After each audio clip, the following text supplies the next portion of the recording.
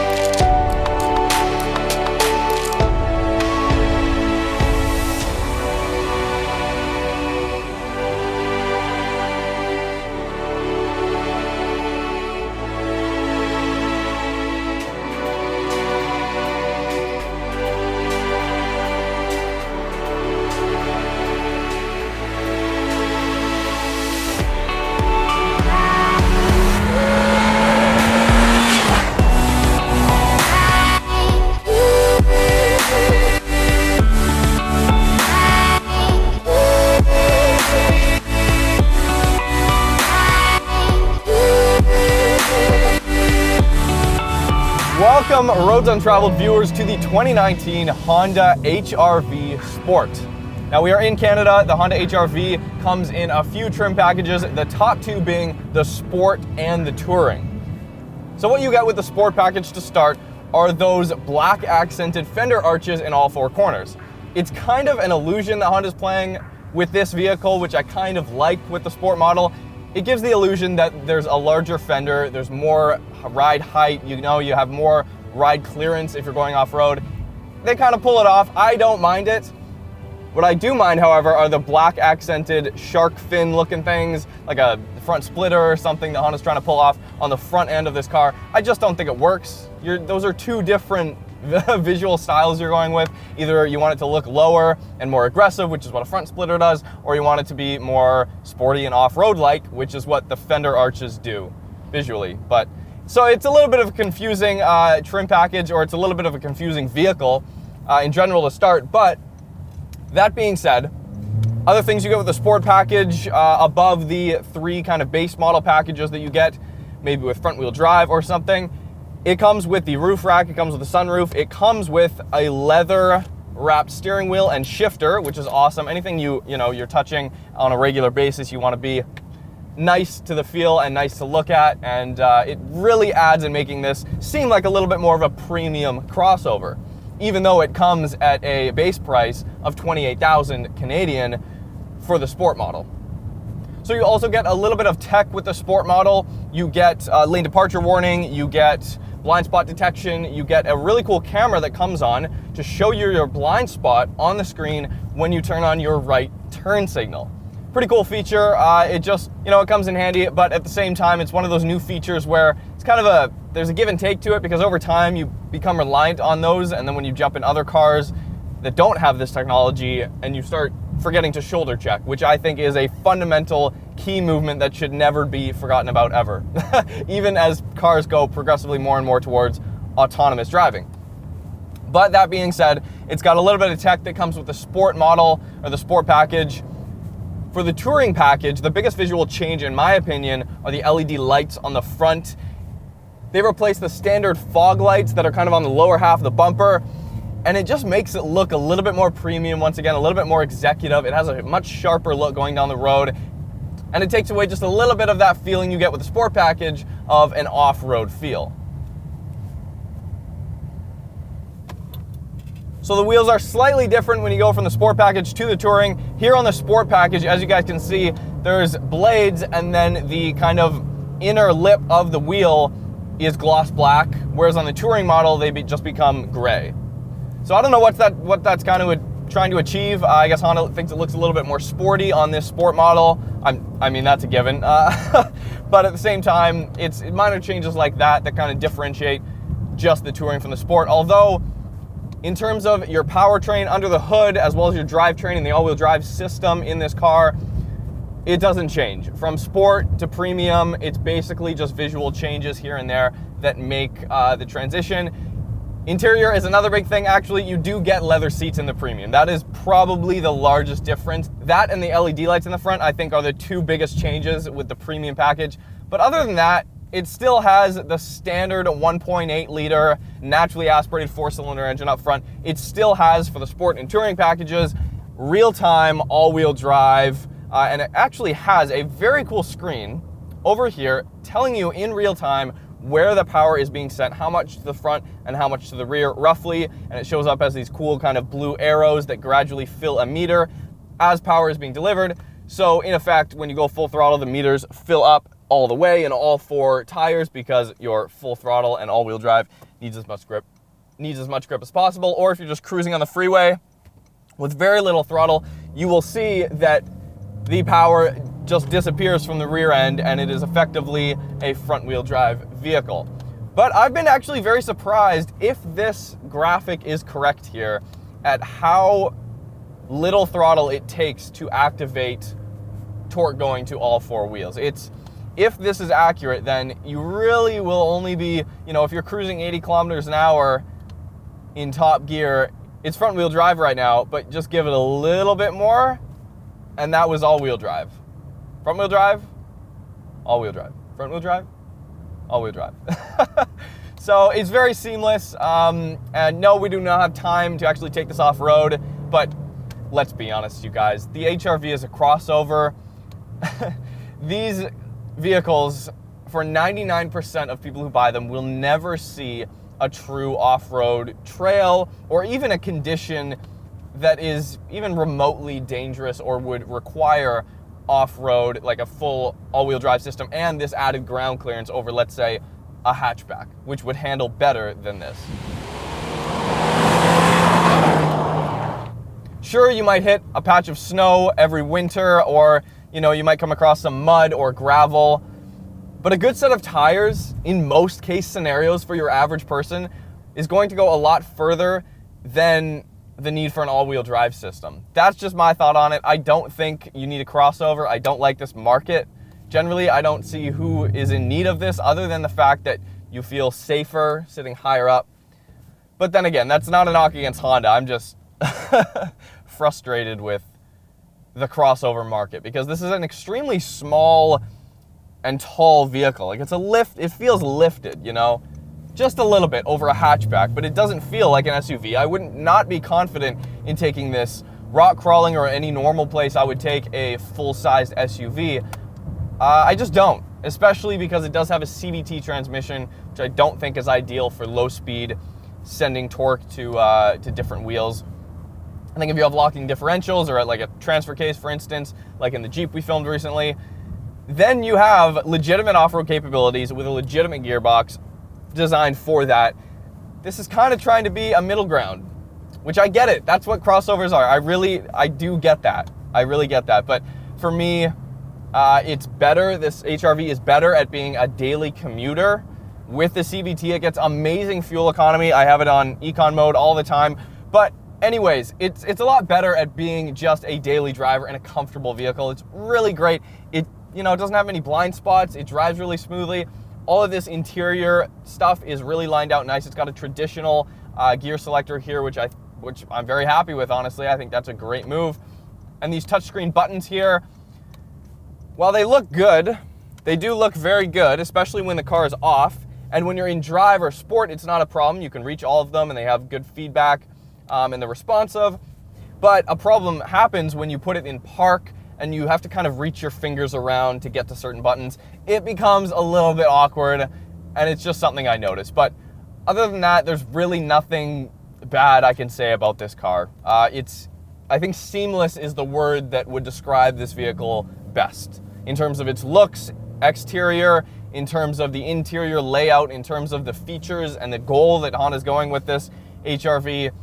It's pretty seamless. It drives really nice, and it might not be a full off-road experience, but that's not what the HR-V is aiming at, nor do I think it should be aiming in that direction. So let's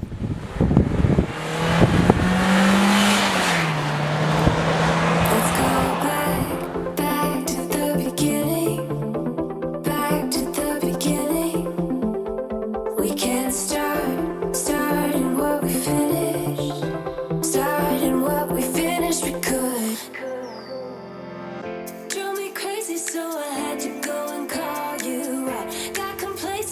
So this Honda HR-V is listed for just over $28,000 Canadian. Now with that, you do get an all-wheel drive crossover, which is a great feature to have. Unfortunately, the interior is lacking a little bit. So let's hop inside and just take a look at a couple things.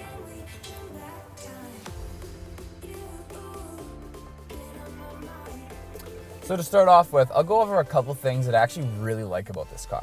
And to start off with, I would have to say the main center console here, it's awesome. It has a very kind of similar McLaren style to it, where you actually have some storage space out in the middle and as well as along the side here. And they also give you some USB plugs down here so you can charge your phone without having cords running along the dash. It's actually a really unique and sleek design that I really wish that more manufacturers included in their cars. Now taking a look at the steering wheel, everything seems to have a good layout and a good touch to it. Now there are quite a bit of buttons going on here, but everything is very easy to actually use and you're not having to move your hand around the steering wheel to operate it properly. This is what I found with the Silverado we filmed recently, is there's so many buttons in so many different places that you're constantly having to do this with your hands. But Honda seemed to hit a good balance between actually having enough features on the steering wheel that you're not having to play around at the dash, but at the same time making everything easy to use. So now the thing that actually bugs me the most about this car is the actual side panels on the door. Now Honda's gone with this solid fabric all the way across, and it's way too much of a cheap material that it really kind of takes you out of it a bit. Now taking a look at the actual infotainment system, Honda's done a decent job at making sure that everything is easy to use and responsive. The overall layout, however, is a little bit on the dated side. It looks like something that's a few years old already, and I mean it works, so I can't really complain, but it's nothing too special.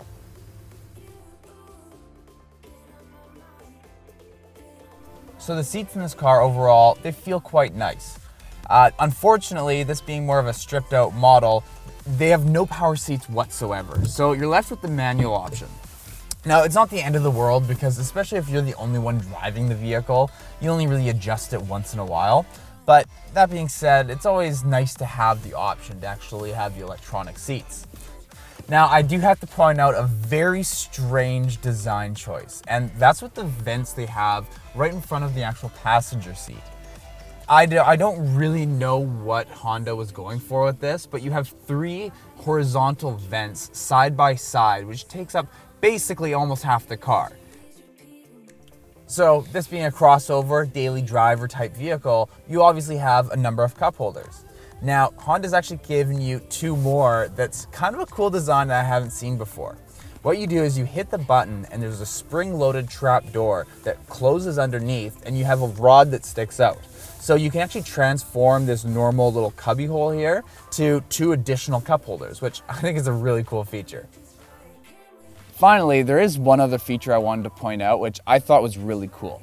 So not only does the HR-V give you a normal capability of lowering the back seats, which would give you more storage space in the back, but you're actually able to lift up the seats themselves, which actually gives you quite a bit of room. And I'm really impressed with this. I found that the actual overall storage capabilities of this car is quite good.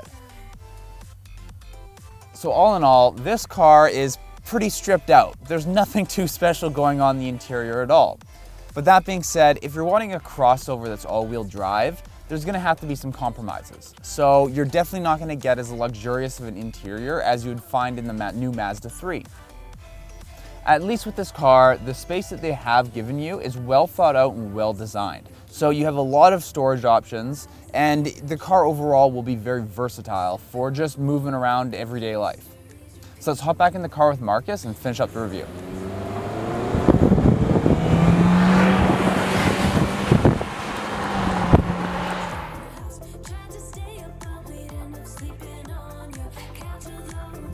So this is a very strange part of the HR-V. You've got a manual mode, which I've got to say, considering this is a CVT transmission, which for those who don't know means it does not have gears, it's a continuously variable transmission. So when you're just in drive, that's how it can get such good fuel economy.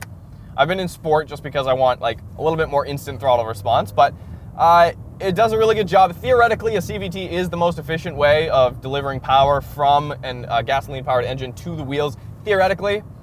But it has paddle shifters, which is very strange. So when you put it in sport, it simulates having gears. So it will just it will basically increase the size of the gear, or sorry, keep the size of the gear and increase the RPMs as if it was a manual, and then just as quickly as it can shift down in size to shift up in gear, basically. So that's what it's doing there. It actually does a pretty good job. It's more responsive than some torque converter automatics with paddles. So if you can make a CVT that has a great fuel efficient auto mode, and then when you put the paddles on, it's better than like a mediocre torque converter paddle shifted car, I'm all on board. I'm on board for that. So good on you, Honda. It's not all the way there. It does not simulate gears to the point where you think it's a 6-speed and you're really snapping back gears and stuff like that. But, you know, I'm glad it does have the paddles, or at least the ability to kind of bring you back to the good old days where cars actually had normal gears.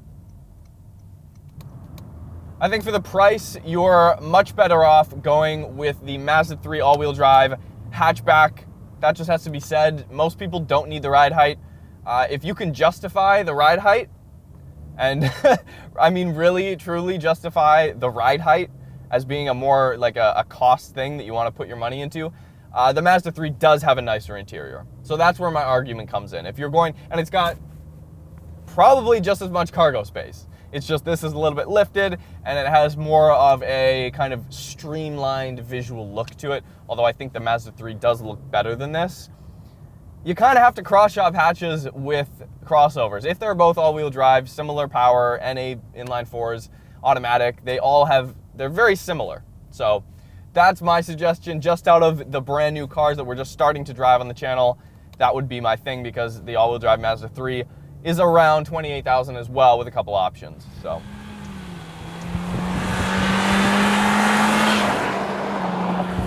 this is the 2019 Honda HR-V Sport all-wheel drive. Hopefully you guys enjoyed the video.